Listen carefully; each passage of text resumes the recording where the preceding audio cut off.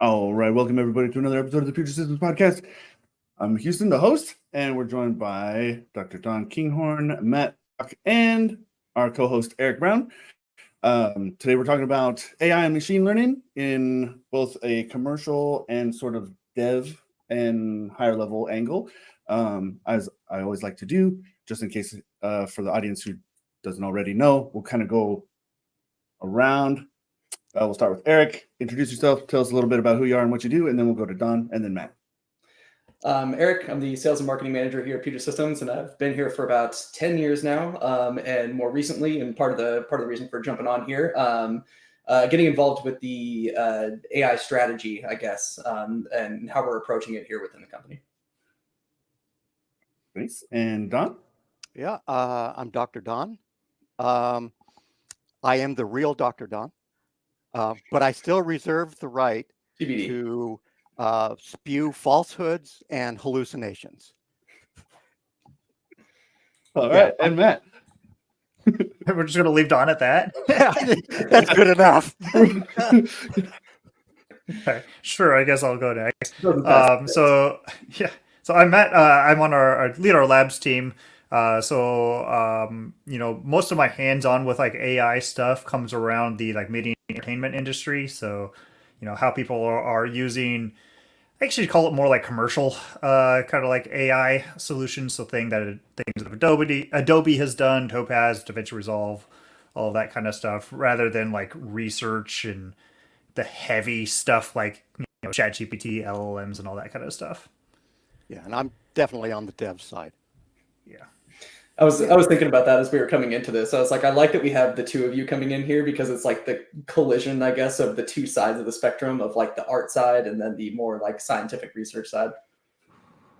Yeah, I'm really excited. I guess, we're still good. I guess to get started, I guess since we're coming at this from the two separate angles here, commercial and kind of more of this, I want to say theoretical dev side of things. I guess, how are things going? We'll start with Don. How are things right now? It's absolutely nuts. It's the pace is frantic.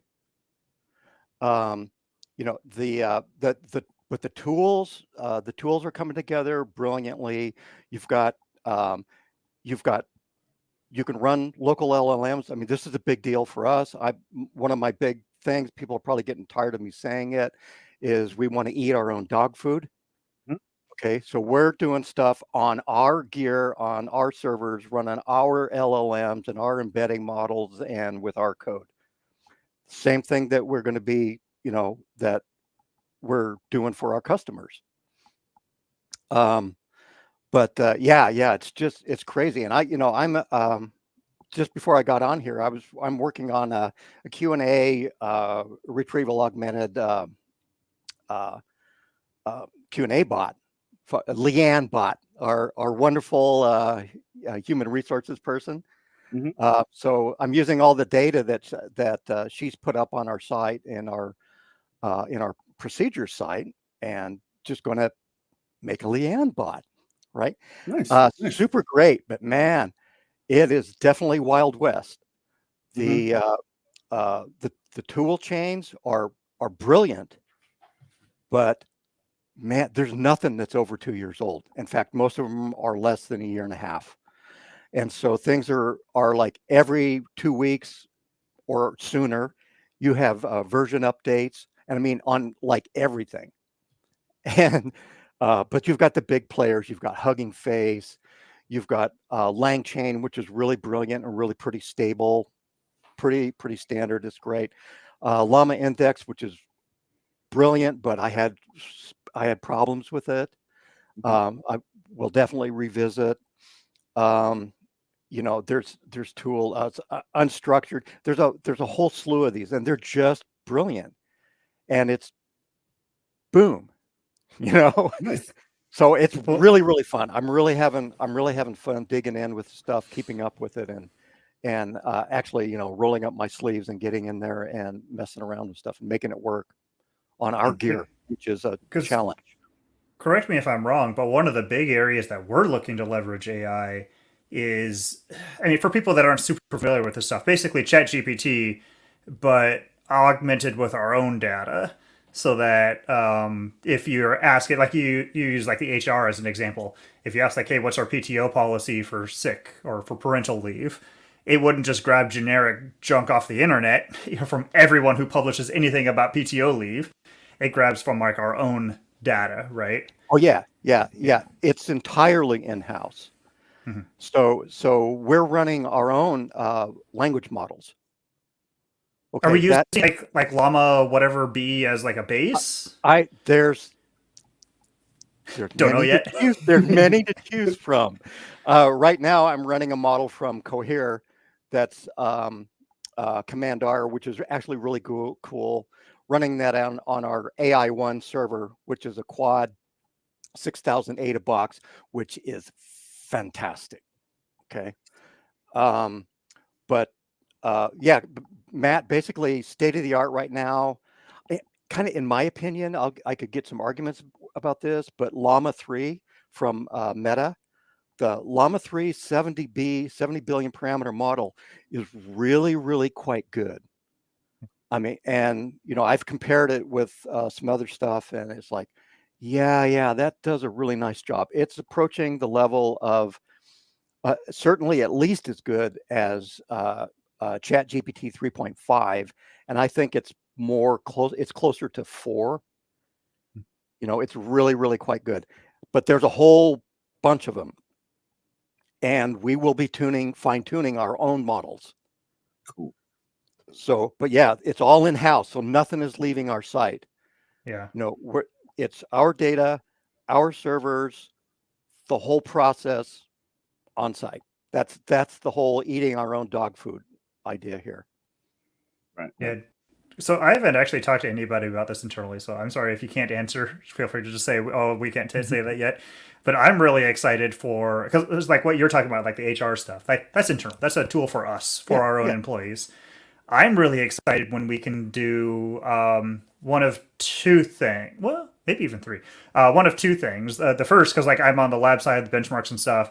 I'm really excited when we can throw in I think we're up to 250,000 like individual benchmark profiles that we have in our database now. I'm really excited to be able to throw that in and then add like a AI, like a question, ask our benchmark AI, and then someone could just put in like, hey, for Premiere Pro, is 14900K or 7950X better? And it won't just say like, oh, well, here's the scores. Because like that, we can do that traditionally. But like, let it actually break down like, oh, well, these are the scores. But also looking at the individual test results across all of this kind of stuff and blah, blah, blah, blah, blah. And like really give you a like broken down, like what I would be able to do if I looked at those results and parse through them myself. Yeah. Well, Are we anywhere near that? Yes. Okay. Let me. Well, maybe we'll let Eric say something first because Oh, don't feel like ahead, I Eric. interject. I was just going to say that, like, I'm pretty sure, I don't want to necessarily speak for you, Dom, but like, I'm pretty sure that I'm going to call it the HR bot because I don't necessarily know if Leanne wants her name stamped on that thing. Yeah, she loves it. But I'm pretty It's sure great. that like the HR bot, like that is mostly a proof of concept, right? For Yeah. then going and developing externally facing solutions like what Matt's describing. Absolutely. It's a way for me to exercise the tool chain. Okay, with a fairly modest project to work on, but all of the stuff that's involved with that is Matt. Absolutely, I'll tell you right here. Everything. Basically, every piece of data we have in the company, which is a mountain of it, we can get it into a vector database, and we can create agents that will properly query and execute and do stuff with that data. And so that's all coming, and it's coming into place. The tools are working now. So it's really exciting. But I'll just kind of a heads up for everybody that's like going, oh yeah, I'd like to do that. I will tell you, and this is everybody that's ever done any data science knows this. Ingesting your data, that's one of the biggest problems. Oh man, What does that mean, ingesting the data? Just getting it from the sources. Oh, okay. Okay. Yeah, Just like the collection of it and putting it all in one place. Yeah, like one of the big problems that I've had, just this last week is like, oh, okay, I've got to use Google API to access all of the stuff that I'm using is on Google Drive. Pain. Yeah, no doubt. It was really annoying, but this big one of the keys here is getting your data, getting good, clean, well-structured data that is useful to use in these applications and with agents. Okay, so you need to have it all normalized. It's all going to be JSON. But getting that data from the source and into where you could work with it, that's surprisingly, and cleaning all that up and getting that, you run into these surprises at every turn with that. That's just kind of like my little gripe at the moment. But yeah, programmatically accessing things like the database for the benchmark data, like you're saying. Oh, that's just beautiful. Well, and all of our articles, supplement it with all of that. Supplement it with I guess I don't know how it would work. Like, I was also trying to think like the support side. We're like, oh man, it'd be great if like all of the support tickets, but like that's probably not a good idea because like support tickets might have customer information, all of that kind of jazz. That's a project that's I've already looked at and done some planning on that. But yeah, that one's a little bit tricky. That's why in fact, that was the first thing that I was going to do, but decided to do a little lower hanging fruit, because the more I got into that was like, ooh, yeah, there's a lot of issues I have to deal with here. But yeah, creating a tool for support is definitely on the project list also. Well, I assume that that's something that just about any company is going to experience when they're trying to create tools. So like, are there any tools, or like, is there anything out there that already exists that, like, how would you go about that process of like stripping out all of that information? That way you could go and train on maybe all the email conversations or something in support. That way they could build out like some AI-based resource themselves. Oh yeah. The tools are emerging. Like I said, what I'm using right now, which I think is absolutely brilliant. One is, we've got the servers running that are wonderful, to actually serve the models. But then for creating the databases and doing all this stuff, LangChain is brilliant. That's a wonderful tool. I consider it default. You probably, if you're going to do anything, you probably need to look at LangChain.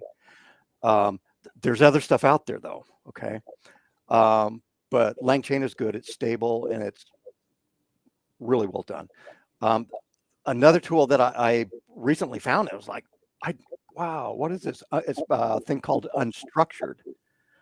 And this is brilliant because this does a lot of the really, really hard, important work of getting your, you ingest your data, you get your data, and then you may have like, I've got PDFs, I've got spreadsheets, I've got doc files, all this stuff just from Leanne's data.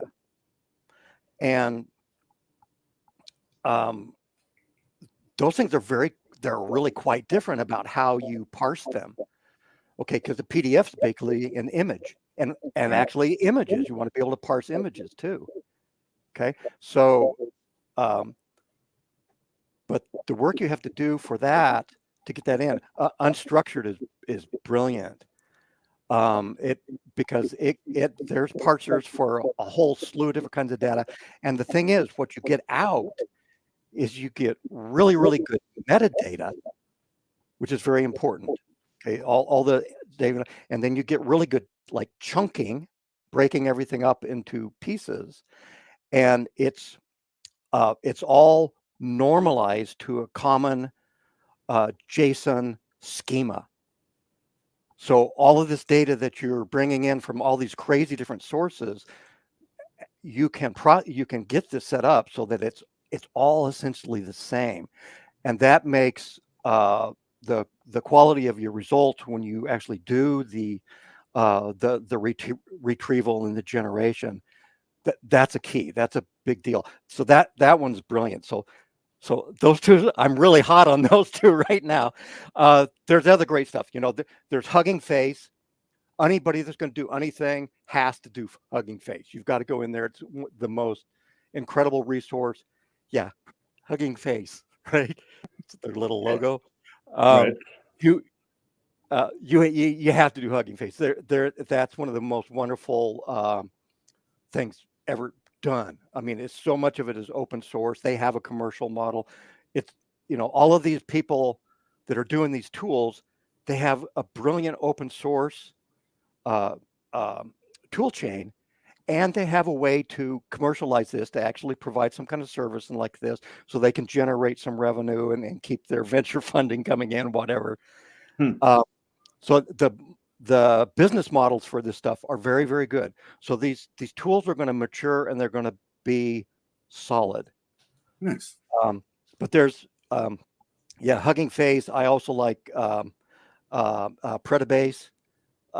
Some really cool stuff that those guys are doing, especially for like fine tuning models and serving very efficiently. Really, really cool. Great open source plus a great service. You have Cohere, but yeah, LangChain, unstructured is probably good to dig into from the get-go. And Hugging Face, that gets you going. That gets you a long ways right there. Well, I'm starting to see more ads and stuff for, hey, we'll make you a support chatbot based on your own data. Like I'm starting to see services too. So it's starting to get past the point where you have to be a developer in order to do this kind of stuff, or you have to bring your IT department in and train them on how to do all these different things. Those services are starting to pop up, and I'm sure they're stupid expensive. Well, probably not stupid expensive. I'm sure they're expensive, but probably worthwhile for the people who would use it. Just because, like, man, the training on it, like, I have no idea, but like, do you know, like, even for our HR documents, that's like, it's not crazy huge. It's not like you're training on the entire internet. Like with that system right now that you're using, which you said was Quad RTX 6008, is like, what kind of training time are you kind of looking at for someone who's like, thinking about doing any of this kind of stuff? Like, essentially weeks, months? No, essentially zero. Oh, so it's like grabbing it live? Yeah. Well, okay. You taking the data and getting, this example of doing a retrieval based Q&A kind of tool. Okay. You have your data, you need to ingest your data, need to get it into a vector database, and so that you can chunked in a way that you can search on that with like similarity search. It's really fast. And so you do a query, then it goes to your vector database, it does a similarity search, it pulls up a whole bunch of chunks from the database that are relevant to your query, and then that information along with the prompt, so you have this context where you've got the source context that you've got from that database and that search, and then you have the query and any kind of custom prompting that you do along with that query. That all goes together, and then you just pass that over to a running LLM. Okay. You get a response from that. Now, if I use like, but I'll clarify this kind of, this is an emerging best practice. And I had a really great conversation with a CEO of a startup the other day. And we were talking about this stuff. There's times where you need something like this bigger resource where you can run a really high quality model. Okay. Now using something like Llama 70B, but that's going to use up all 4 of those GPUs. Okay, if I run that in native precision, it's going to take up that whole box. Now, that should give good results here. That should give the equivalent kind of results you would get if you were doing the same thing, but querying out to OpenAI. Okay. And so this whole notion of this kind of service, most of those services that you're seeing, Matt, coming up are they're basically using like OpenAI in the back end. They're just providing a really simple front end to make it easy for you to do stuff, which is cool. Okay, it's totally cool. And there's a business model for that. It's a service. But this is an emerging trend. You have these huge language models. The trend is to bring these down. Okay, and there's really strong precedent for this. Just on the size thing, Microsoft is doing their own AI work. They're making their own models now. The Phi models, the Phi 3, really, really good. They're training those. There's no garbage in, garbage out with those models. All of the training data is high quality. It turns out that they're small models. They have like, I think it's the new Phi 3. There's an 8 billion parameter model, which is kind of small, right? It's really good. It's up there rivaling the 70 billion parameter models. As far as even though it's like a 1/9 the size or an 1/8 the size. Yeah, that's the thing. The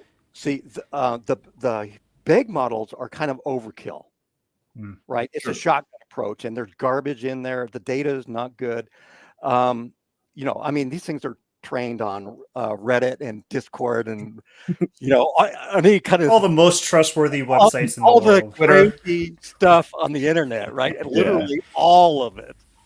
No, that's a good point. Actually, I want to jump in. We had a question from Twitch actually, and there's a little bit of a break here why it's not coming into the normal chat. But there was a question: how come? And I think it's related to what you were just talking about. How come we haven't seen AI and machine learning getting into kind of consumer hands like 3D printers did? It feels like AI and ML is far away from this still. No, I think it is. You just don't know it. It's right around the corner. Okay. Yeah, Houston, that link I gave you yesterday is really cool. the 50 open source projects thing. I'll post that in the chat. Yeah, and from Twitch person, this link will be this link will be brilliant for you. You will love this. Okay, it's titled something like 50 ways to do your own LLM stuff. And he has a database, or a spreadsheet. It's great. It's closer to 80 of these tools and applications you use. You can do this stuff on a laptop. Okay. Now, and see, this is the whole trend. You could run that Phi 3. You could run that on, a 24 gig GPU, no problem. Okay, so that's still a little bit heavyweight, but they've also got a 3 billion parameter model. You can run these things in like a lower precision where you can fit them, on a really small. The pressure is actually moving this all the way to the level of your cell phone. Yeah. Okay. Because right now, for like hardware requirements, I always think of it as you take the whatever the B is, like 70B. The default is you need that many gigabytes as far as VRAM. Is it, or it's double to do native, or you can do it at like half, and you can do it at. Yeah, that's the basic thing, Matt. Whoa. Most of these models are trained with BF16 precision. Okay, so that's 16 bits. So the parameters are 16 bits. That's 2 bytes. Okay, so it is like if you want to be sure you can run it, you need double. So like that 3B model you're talking about, you need 6 gigs of VRAM. Yeah, that's really cool. And that's by default. That's using the native, and that you get the best performance from the models when you run it at their native precision. the precision that they were trained at. Okay, so there's that doubling plus probably about a 25% overhead, because it can actually be, the requirements for serving can be higher. But you can also, I have not had too much luck with this, but a lot of people do, and you can take these things all the way down to 4-bit precision. Okay, so you're cutting the requirements down by a factor of 4 there. Yeah. Okay, Wow. so and that stuff works, and you can certainly mess around with it yourself and do some cool stuff. And there's tools like Allman, super easy. You can do this on Windows too. Okay, you can run stuff like a lot of these things will work fine on Windows. You're usually restricted to like a single GPU, but if this is what you're doing, yeah, man, there's all kinds of cool stuff, and they're pretty easy to use. Well, even So, NVIDIA has their Chat RTX or whatever it is yeah, now. yeah, all of this stuff. I wouldn't be surprised if they're like using Allman on the back end to load the models, because it's really easy to use. Yeah, this stuff is really emerging. It's going to be, this is part of the reason for the whole big craze about the AI PC. Sure. Okay. And that's okay. That just you saying that, I want to lead us into a really important topic is the jargon. Because what does that mean? AI PC. We're not to a point where it's like Jarvis from Iron Man, where it's all marketing. Because Okay, part of the thing that bugs me about Doesn't a mean lot of this anything. is, yeah, a lot of something that bugs me a lot about this is AI, right? Everybody's like, oh, it's not intelligent, and this bugged me from way back in the early, when we first started kind of getting into machine learning and stuff like that. These things aren't intelligent. It seems like it, but they're just they're trained very well to do their one thing very well, whether it's identifying croissants or answering questions from your internal data or whatever it is. These things they're missing a fundamental aspect of what intelligence really is. And so I feel like we need to touch on some of the poor wording that comes along with a lot of this stuff. Matt, there's a huge amount of misunderstanding. Matt. Houston, Matt, you too. Oh, yeah. Eric, you too. All everybody out there. Huge amount of misunderstanding. Okay, let me finish this one thought that I was having about. This is relevant to our hardware that we're selling. Okay, and what I think is really, really, really viable as a lower key production workflow for people that are trying to develop some of this stuff in house. If with something like that, the Quad 6000 ADA box that we've got, our 5U system, that thing is great. That's really nice. You can do some really good work with that. The models have improved enormously since we actually offered that. So you can run a Llama 370B and use that as your LLM, and then also having a little embedding model on there. You can do all this stuff and so that is your resource, that is your alternative to OpenAI. Okay, so this is your stuff in-house that you can control, and it's pretty good. Now, the other part of this is, okay, that's your heavy iron, that's your big guns, and there's times when you want that. On the development side, yeah, you want a workstation probably with something like minimally 4090 and better. If you want to have happy developers, you're going to give them a 6000 ADA, because it's all about the GPU VRAM. Sure, that's your showstopper. But here's what you do, and Predabase, who I mentioned earlier, did this a brilliant example of this. You can take these smaller models. Okay, they were using Llama 277B. Okay, and they were doing parameter efficient fine tuning. Okay, you hear the term LoRa's. That's right. That's low rank adapters. This is where you insert something into the model in a place in a very clever way. It's cool linear algebra stuff, right? But you're only training those parameters where your base model is fixed. Okay. You have two kinds of models. You have a base model, and then you usually have like an instruct tuned model. The base model just completes sentences. With a base model, if you say, what's the Paris or what's the capital of France, it will probably come back and say, what's the capital of Germany? Because it's just completing the next kind of thing The pattern. Yeah. Right. Okay. But if you want it to say, Paris or whatever, then you do an instruct tuning on your base model to get it to where it can follow instructions, and that is done with like a more supervised training and human in the loop kind of thing to get that working well. And that's where you get like the chat models. Okay. Okay, so they're tuned from the base model, but now you can do that yourself. The tuning part. Yeah, you can take like one of these smaller models. They're getting really pretty good. You can take a base model, or you have to experiment. An instruct model might be a good starting point too, but you can take these models and then you can tune them with what you want to do. Okay, now you have to do that in a supervised fashion. Now, and let me give you a use case example that what I'm planning on doing. Okay, just with Leanne bot. Okay, that's with Leanne with 2 L's, by the way, right? But okay, so I'll have it working. Have the retrieval, augmented Q&A stuff going.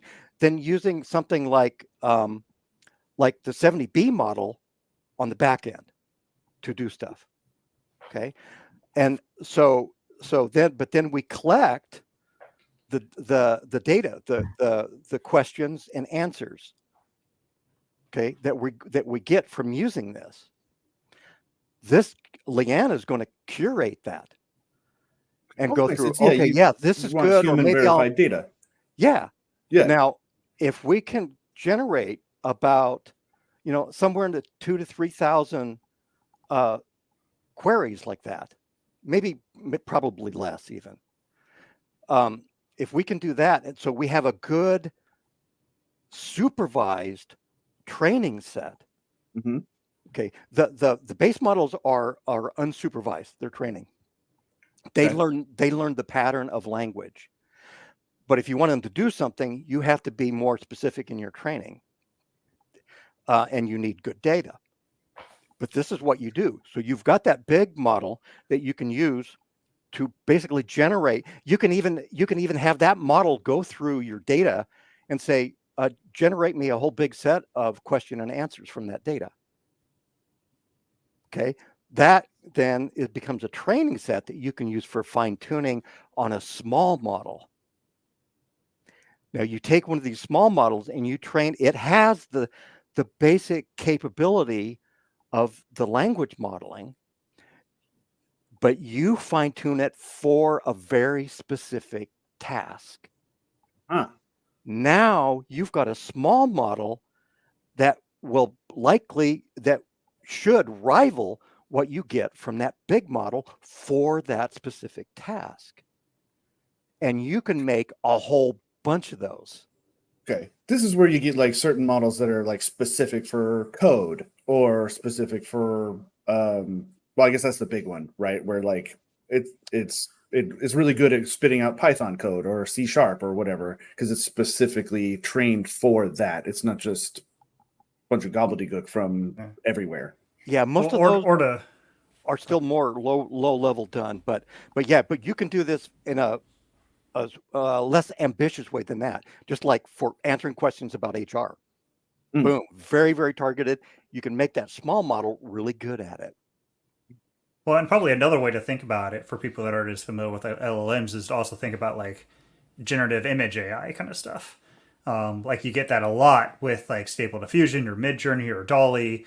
That's like one of the reasons why like Midjourney is better at making some kind of images and like DALL-E is better at other ones. Is because they've trained it to do different things. And you can go a level beyond that, like Stable Diffusion, if you're running it locally, where there are tons of LoRa's out there And you could just go download them. Like maybe you want something that's really good at making dogs. Maybe you want something that's really good at making a certain art style, or like a certain like anime. I know a popular one. We're like, oh, I want everything I'm asking it to make it like still frames from an anime because they're doing like a storyboarding of like some new show that they're gonna work on. Yeah, Like absolutely. really cool stuff. And those diffusion models, they're kind of like glued together, basically an LLM and a diffusion image generator. So there's that stuff is going to be replaced soon. This is all going to get replaced soon. I mean, Yeah, but this stuff is there's some evolving so fast. really cool stuff coming down the pipe. But anyway, those that stuff is brilliant. Actually, just as a note to everybody, John A. posted this the other day. Stability AI is finally going to release to the public. They're going to put it on Hugging Face, their Stable Diffusion 3 model. Okay, which I think is probably going to be really pretty good for that what it is, you know. And that's going to be nice because that's going to be out there for everybody to use for free. But yeah, that's exactly it, Matt. These things are you can train, and it can be very kind of low key, and you can still get decent results. Yeah. Right. But for training something that's more ambition, yeah, you're usually looking, you know, you could do that with just a few examples. In fact, you can even do that in a prompt. You can give examples in a prompt and get an LLM to spit out stuff that kind of follows your examples. But it looks like for doing what I'm saying, going down for like training like a 7B model on a specific task, you want something in a couple thousand of data points for, or you know, pairs for your tuning. But something that was really cool that Predabase did, they trained, and they did this very quickly. And they calculated, they use their service and stuff like that, and like, you know, $8 a piece or something like that. They trained 27 billion parameter models for specific different tasks. Super cool. And so they have some actually low code tools for doing exactly that. And they also have a really cool server that I love the name of it. It's called Lorax. It's a low rank adapter exchange. So is that because it uses so much power it cuts down all the trees? that's another issue. Oh man, yeah. But this is really cool because it takes this idea of like, how do you use this in production? Okay, so you've got 20 small models, and you're going to use these as agents for doing specific things. Like we'll have an agent for HR, we have an agent for labs, we have an agent for benchmarks, whatever. So you have these models that are trained to do the specific things they need to do. Now, how are you going to use that?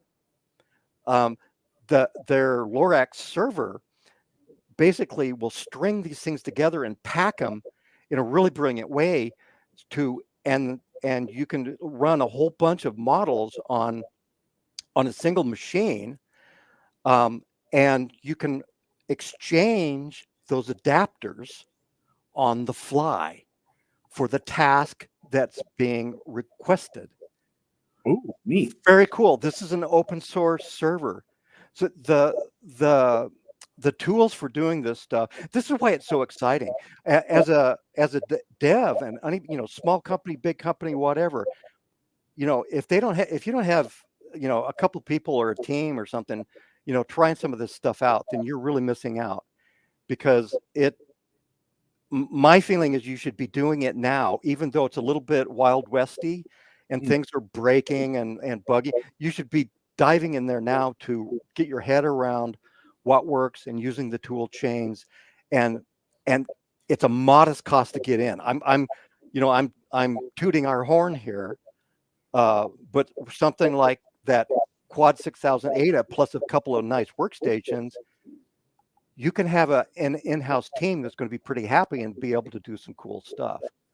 You don't have to spend $500,000 or $1 million to get started, and you don't have to go out to a cloud service.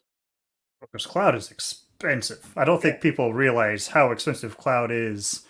You know, if you're using it for anything more than just like a short thing, it's expensive. Yeah, they're losing money on the services at this point because running those big models like GPT-4 and stuff like that, that takes a big chunk of hardware just to write you a poem about San Francisco, right? I mean, it's sucking down a lot of energy and using up a lot of resources, and they're charging you pennies for that. Yeah. But yeah, when you start using that as an API and you start doing some stuff, it like creeps up there. It's still pretty much a bargain, okay? But it's a it's a devil's deal kind of thing, right? You maybe don't want to do that with your crown jewels data from your company. Just saying. It is. I'm not as paranoid about that as some people are, but yeah, I think it's important to keep it in-house. I think you're better off in the long run making the effort to do it in-house up front. Yeah. Okay, I think you'll benefit in the long run. I want to touch on the ethics because we're only got about 20 minutes or so before we're going to wrap up, and I think this one's really important. From my perspective, a lot of the hype, a lot of the conversation that's happening right now focuses a lot on like text generation. People are worried about plagiarism and that sort of thing, and there's a lot of conversation about generative AI in the image sense of like, well, it's just basically stealing art from real artists and just kind of smushing it together. Where my bigger concern is more along the line of like deep fakes and things like that. There's news stories about recently there was like a teacher who got fired because some other teacher like faked their voice. We're coming into a big election, and that raises a lot of concerns. So this is kind of for both of you, Matt, because you're on the side where a lot of these tools are being used to kind of maybe do some of this stuff. And then Don as well from the more higher level technical side. How does the normal person sort of be skeptical? How do you keep from being tricked by this stuff? So this is all a lot of big stuff, and this was a big conversation we were at NAB, the National Association of Broadcasters, in February. And was that February or was that April? April. Yeah. And that's a big topic right now. Because there's like you mentioned, there's the side of like the artists who are like, well, AI is just going to be able to create these stock photography. So me as a stock photographer, I'm never going to get any business. Some of that is definitely true. I think some of this stuff, like things just change and like you got to get on it.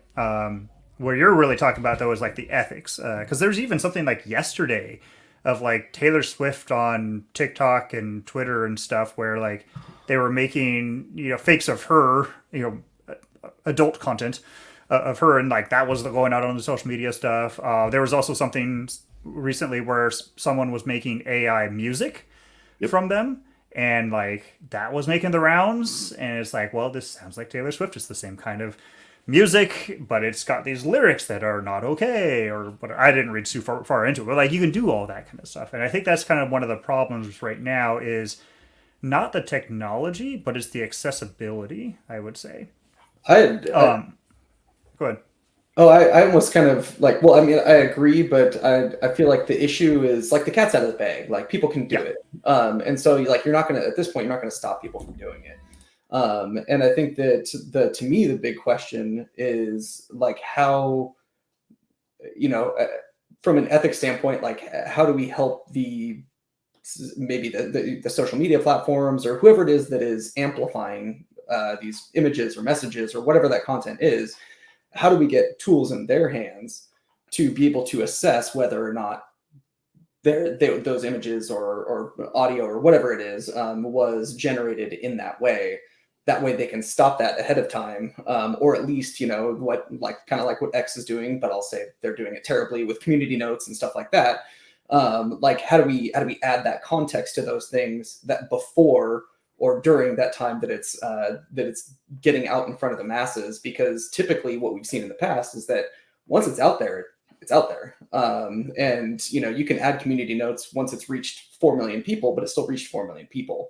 And so I feel like there needs to be something that's happening earlier, more closely up front, to help add that context before it reaches those masses. Yeah, and Adobe is doing that too, actually. That's a big thing from Adobe, is anything that's AI is used for, it gets tagged into the metadata. And obviously there's ways around that. You can take a screenshot of an image and no metadata passes. So there's always ways around that. But I know one of the big problems right now is that it's almost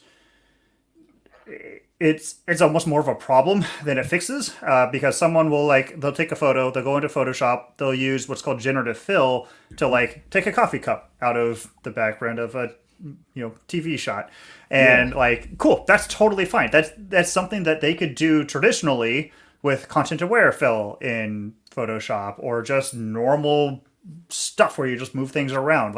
You can do that normally. AI is just a tool to do it faster. Right. But as soon as they do that, it gets tagged. And I believe Adobe is trying to be able to say where you can actually view something and it'll actually highlight what was changed. So if it's just a coffee cup, you're okay, I don't care. But if it's an entire person's face, you're all right, that's a problem. So I know they have lots of stuff that they're going on with that. But I have seen even in stock photography sites where something will get flagged as this is AI generated, but it's not really AI generated. They just used AI to clean stuff up. But then other stuff, because they made it in Stable Diffusion, which has no controls over any of that, it's you put it up and it's very clearly AI generated, and there's no flags on it whatsoever. So that's one of the really hard things. And a lot of this AI stuff is getting so good, you almost can't detect it afterwards. So it can't just be something you detect. I mean, so ChatGPT is a great example of that. People are getting in trouble at school because the papers they're submitting are flagging as AI generated by these stupid tools, and the tools are terrible. Yeah. And it's just falsely flagging things left and right. So there's a lot of problems. I think some of it too is just we need to be aware that it exists and be cognizant of it. I mean, because so Houston, I put into our private chat on here. You might want to toss that in the comments. It's a great interview years and years ago when Photoshop first came out. I've referenced people to this many times. It's a great interview when Photoshop came out, and they're talking about how Photoshop is terrible because you can't trust photos. Everyone needs to be able to trust photos. You don't know if it's real. You shouldn't be able to change photos afterwards. And it's pretty much a lot of the arguments that are going on right now with AI, exact same thing we dealt with 20 years ago when Photoshop came out. Sure. Now, Photoshop, you still had to have some skill to do it. I think one of the problems with some of this stuff is like that AI generated voice where the guy was going to get fired, and now it's permanently attached to his name if anyone ever Googles anything. That you just feed in a bunch of stuff and say clone this voice. You type in what you want them to say, and it just does it. That's, I think, where it's kind of getting a little bit scary. And that's where ethics comes in. If someone does these kind of things, it's probably one of those things where we need to get laws on the books really about how to treat that, and probably crack down on it quickly so that hopefully it doesn't start running rampant. But also too, if we make laws, cool, we can do that in the US. What's going to stop Russia, North Korea, China, anyone laws from are not doing this kind of stuff? So much of this is open source now that like Eric was saying, the cat's out of the bag. How can we really stop it when I can take, even if they clamp down on it, on everything tomorrow, you have to be registered and licensed or whatever to put this stuff out there. I could already have something downloaded and start in secret in my basement training up my own thing. And what's to stop me? I mean, at the same time, am I going to register when I buy a graphics card and stuff too? But I mean, we also already have that.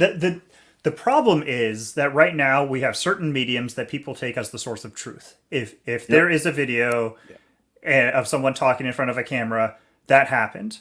And back in the day, that was even true for newspapers. Newspapers were so expensive to print that there was a lot of reputation behind it. If you read it in the New York Times, you knew it should be true. Maybe there's mistakes made, sure, but you can pretty much take it as that was true. And then written content changed. So now, like, yeah, you can get your news from certain places that do have a reputation for being, like I'll use ourselves. Like if people read the articles that we put out, we have a reputation for we're not making stuff up. We've done our due diligence. This should be accurate. But you have also the problem where people get their news from certain places, and it's a problem all over everywhere. Of like, you can't really trust written content anymore. And I think the difference we're having now that is applying not just to written content, but images. We already went through that. Like, you can't trust an image. And now it's also video. You're starting to not be able to trust. You can't trust video. You can't trust audio. So my question is really, what is going to be the new source of truth? It can't even be like live broadcasts, because now we're able to do this stuff live too. So I don't know what that new truth is going to be. If it's going to be like certain places, certain sites are become like, okay, I trust this place. But then, like, how do you get, again, we have that exact same problem with written stuff where people trust a site and it's not. I do think it is going to come down to an integrity thing where the source of the whatever is going to have to be trusted because they have a history of trustworthiness. But how do you build that trust, I suppose? Yeah, it's attribution and disclosure, transparency. It's a huge problem. And one of the it's being worked on. Some really good people are really trying to address this. Yeah. The problem is it's mostly voluntary. Mm-hmm. It's like, oh, so then that kind of comes back to Matt. It's like, well, you're going to have to legislate it. You're going to have to make laws that are harsh with the punishment to discourage it. But then you're always going to have bad actors. Sure. And yeah, that's a huge problem. And I don't like that aspect of it, not at all. Yeah. I have a quote. Let me give you something here, because Anthony posted it in a technology random today. It's just a little thing. It says, I want AI to do my laundry and dishes so that I can do art and writing, not AI to do my art and writing so that I can do my laundry and dishes. I agree. That says a lot. Yeah. But like Eric's saying, that cat's out of the bag there, the genie's out of the bottle, whatever you want to say. And it's, the tools are going to be brilliant. Yeah. The creative tools are just going to be staggering. And they're already brilliant, I would say. It's blowing my mind what people are doing. It wasn't just a couple years ago that it was something as simple as RotoBrush 2, right? Oh, now it's super easy to do this tedious task really simply, double click, boom, it's like 85% solution. Now we're getting to a point where I can type a couple sentences into a text box and I have a 30-second commercial. And that looks just as good as anything Toyota's put out or anything like that. And it's blowing my mind. Yeah, and just as a very current example, OpenAI, they announced and demoed their new multimodal model, their new version of GPT-4, but the stuff that they demoed is not what you've got when you go to the site, and I think they voluntarily, because they've added, what you're going to get right now. At least it's my understanding. I haven't really messed with it, but you get the language model, plus you get DALL-E 3, plus you get Whisper and some audio processing, and the same kind of collection of tools that they've had. They have the 4 Omni is a really good model. Okay. And that's multimodal. So that's going to include, that's trained, that's an LLM that's trained with not just text. So it's images and audio and video. It's all of that together. I suspect that they're withholding that until after the elections. Mm. That's a conspiracy thing on my part. but that's my understanding, is that they have not released what they demoed. And it totally makes sense, because, oh man, it's going to open up a can of worms. How are we going to deal with that is going to be really tricky going forward for humanity in general. Yeah. It's a big question. It's a big issue. Well, just to make sure we don't end on something as heavy as ethics of AI, I was curious. Like, I guess you were kind of just getting at this, and then I was thinking about the question that the person from Twitch had asked earlier. About like why it isn't being adopted at the same rate at which something like 3D printing got adopted, which I would kind of argue that it has been adopted to that extent. But I think that the reason that it doesn't really feel like it has is because a lot of the use cases for it are things like art and writing and stuff like that, where it doesn't have as practical of a use case. And so I'm kind of curious of your guys' thoughts on like what are maybe some of the more directly like tangible, practical use cases that we'll see where it'll more directly impact our lives coming over like the next 6 months or so. Oh, Sure. I'll keep this brief, but I really wanted to say this. The main thing with AI, I don't care about, all the stuff we just talked about. The main thing about it is it's a new way to use a computer.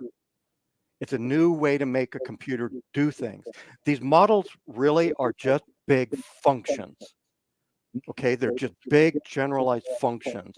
And instead of doing things the traditional way where you coded up every little detail and stuff like that, now instead of doing that, you can use these models to replace that.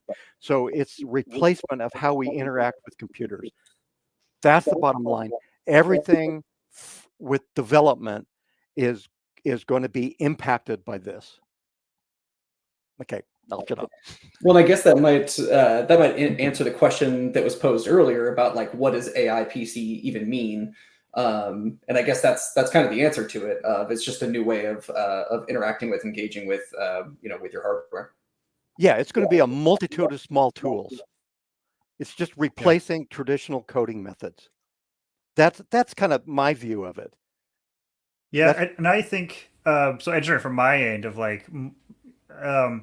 From what I've heard, and part of this comes back to what Houston was, kind of bringing up like half an hour ago about like jargon. So some of this is not the right way to use these terms. I will say that right now. But the ways that I've heard them phrased is that AI basically comes into different groups. You have utility AI that's doing stuff that we can already do basically today with traditional methods, but AI just makes it easier. In the creative world, that's like, removing, this plant from my background. You can do that traditionally. AI just makes it easy.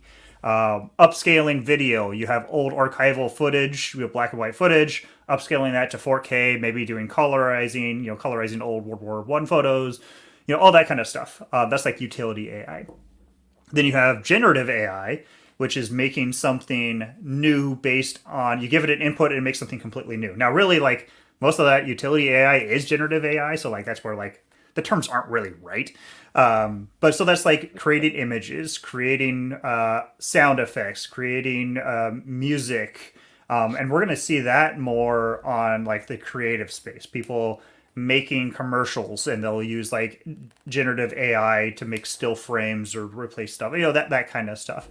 But I think we're also going to get these like, I haven't heard a term for this really yet, or if it even needs a term, but I would almost call it like background AI, like AI that's running that you don't even know it's AI unless they make it into a marketing spiel. But like, really, who cares?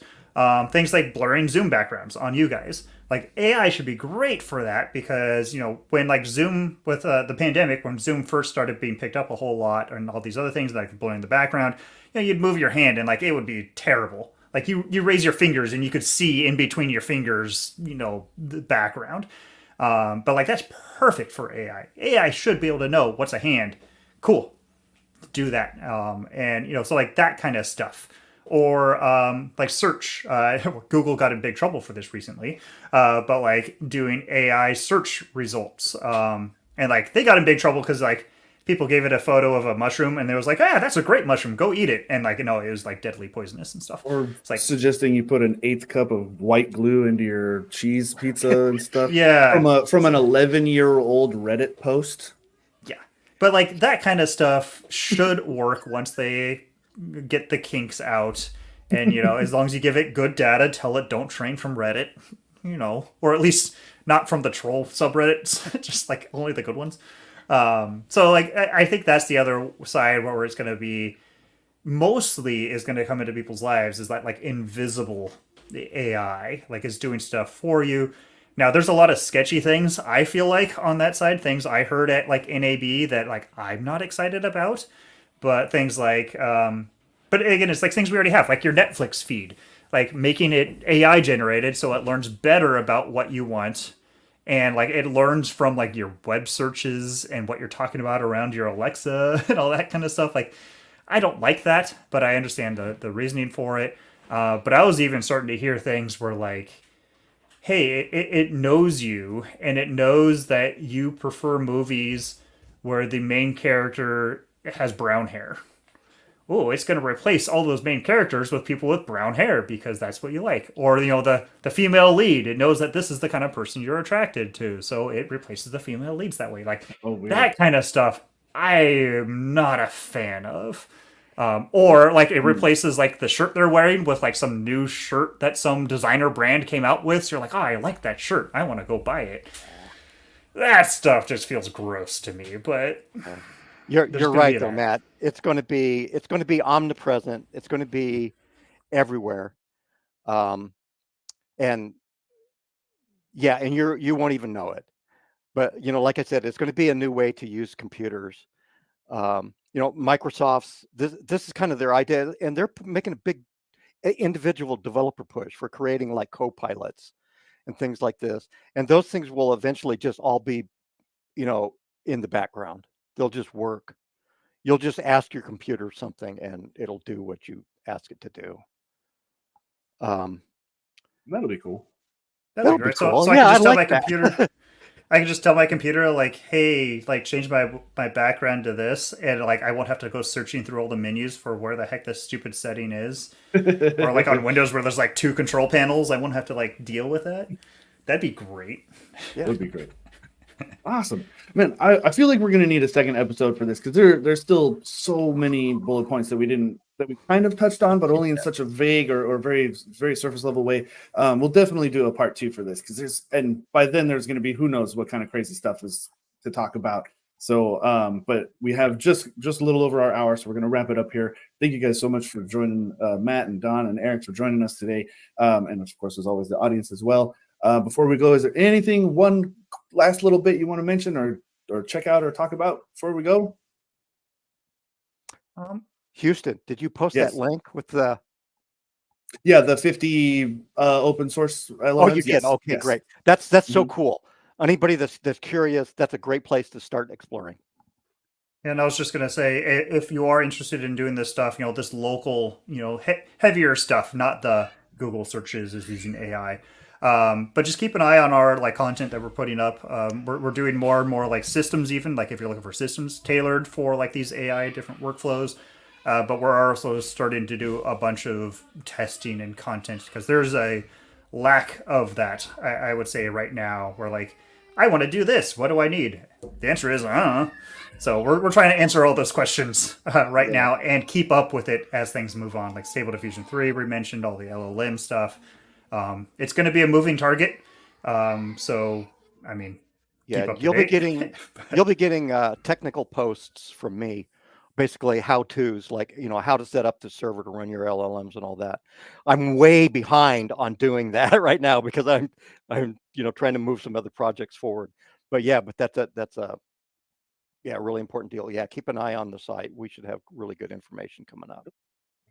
And also keep an eye out for next month. We're going to be talking with John, Big Boss John Bach, the president and founder of Puget Systems, along with our R&D manager, Ben Nelson. They're going to be joining me and my co-host, Eric, for a Computex 2024 debrief, which I think is going to be super cool. Because, there's always neat stuff coming out of Computex. And especially as I guarantee it's going to be big AI stuff and how everybody's going to be leveraging that on the hardware side and software and all kinds of cool stuff. So that'll be the first Tuesday of July. I think that's the 2nd. But keep an eye out on the YouTube channel and our social media stuff. We'll be posting stuff about it. And yeah, well, thanks everybody, and we'll see you next time. Bye. Thank you, guys.